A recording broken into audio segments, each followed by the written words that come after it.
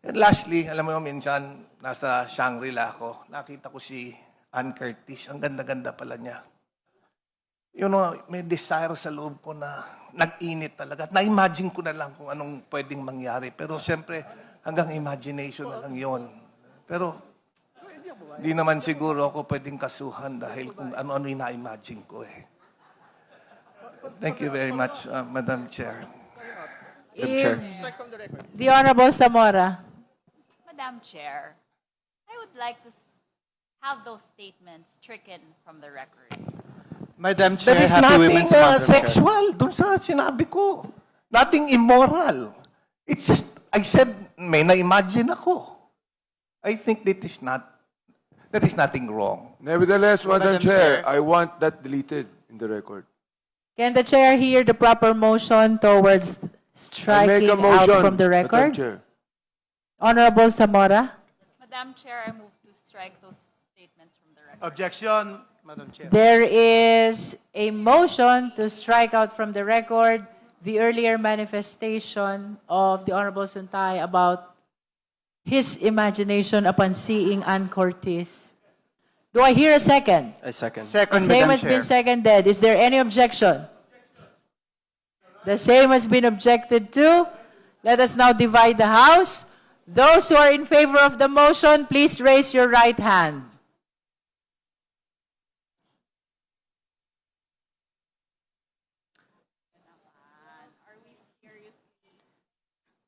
You may put down your hands. Those who are not in favor, please raise your right hand.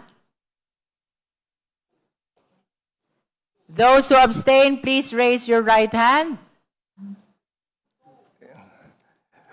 Just a short manifestation, Madam Chair. I just want to put on record that we cannot censure The Honorable anything which Suntay is illegal, enjoined which is from not further illegal making or manifestation immoral. until we resolve the motion. Order, please.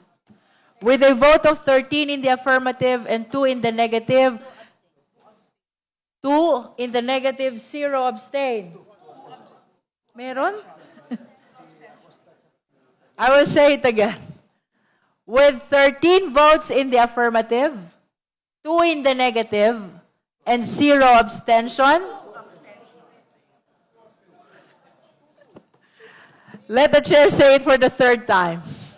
With 13 votes in the affirmative, 2 in the negative, and 2 abstention, the chair orders that the earlier manifestation of the Honorable Suntay be stricken out from the record. So ordered. Madam Chair, manifestation. Now you're allowed to make a manifestation. I think we are starting a dangerous precedent because now we are censoring manifestations which is neither illegal or immoral. So imagine we are conducting a hearing, but now statements which are neither immoral or illegal can be stricken out of the record without any reason. I think that's a terrible Madam precedent Madam that Chair. we're starting. The Honorable Thank you. Zamora. With all due respect to my friend, Congressman Bong Suntay, it is just the start of the Women's Month. And I don't think that we should be hearing such comments from our dear colleagues. We are not censuring anything, but we are reminding them that, in fact, we should support women by not saying these statements. Next week, Madam Chair, for the record, I'll be attending the UN conference on the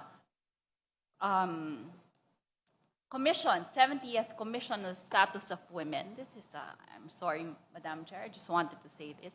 And this is about removing structural barriers to women's empowerment. And things like this do not empower women. Thank you, Madam Chair. The chair Yes. would like to state that if the manifestation of the justice member offends the sensitivity of the justice members, then it means that we are crossing the boundaries already. Madam Chair. After all, we rule here by the judgment of the justice members. So I hope we respect the decision of the majority of the Justice Committee. Madam Chair, just for clarity, there are two words which was uttered. I want to know, Which was offensive? The word desire or the word imagination? Madam Chair, point of order, Madam. The Honorable Suntay is reminded that Point of order, Madam Chair. Point of as to order. whether or not the manifestation is indeed No, because suggestive I just of want to know what is morality. being... Order, please. The Point chair of order. is I'm addressing the committee. I'm raising a point of order, Madam Chair, on the basis that... Please let the chair finish with her statement. As to whether or not the manifestation of the Honorable Suntay is offensive of our morality is a judgment that belongs exclusively to the justice members. I think the majority have spoken already. Madam The Chair, Honorable Adjong is Thank you.